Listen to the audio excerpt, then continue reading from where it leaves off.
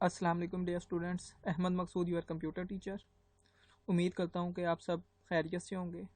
आज का जो हमारा टॉपिक है वो है पिक्चर्स एंड शेप्स। इसमें हम देखेंगे कि हम अपनी स्लाइड्स में पिक्चर्स और शेप्स कैसे लगा सकते हैं। तो चलते हैं पावर पॉइंट में। यहाँ पर ये स्लाइड ओपन है मेरे पास।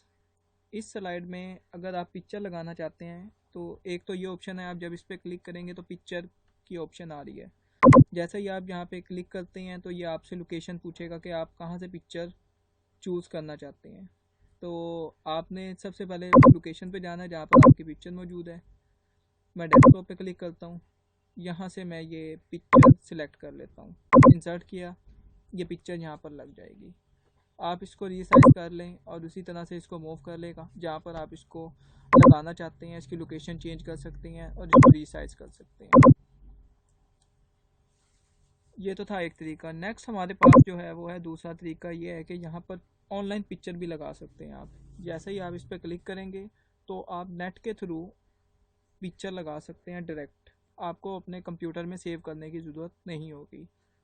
और जो थर्ड वे है हमारे पास पिक्चर लगाने का, उसमें यह है कि आपने इंसर्ट के टैब पे क्लिक करना है। जैसे ही आप इंसर्ट पे क्लिक करेंगे यहाँ पर पिक्चर्स का ऑप्शन है, आप इस पर सिलेक्ट करेंगे, लोकेशन चूज़ करनी है और इसी तरह से यहाँ से आप पिक्चर चूज़ कर सकते हैं। इंसर्ट करेंगे, ये पिक्चर इंसर्ट हो गई।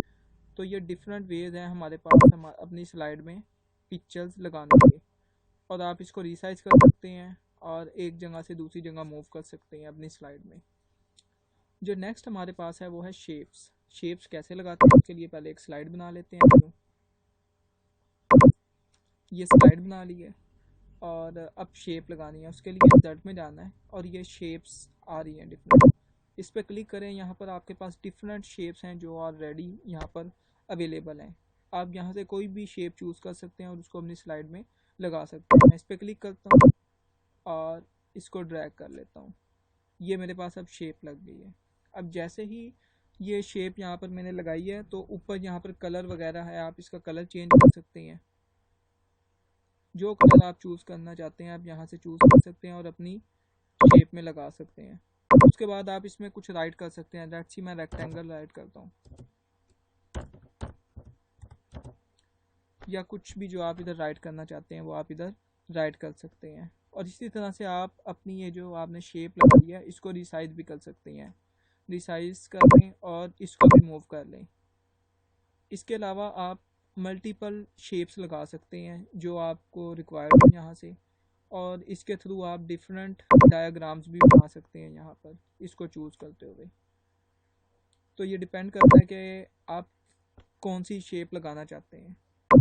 ये देखें, और आप इसका कलर चेंज कर लें और इसमें कुछ राइट कर लें। ये था हमारा आज का lecture. I hope you have understand all these things, and if you have any question you can ask me without any hesitation and practice all these things. Thanks.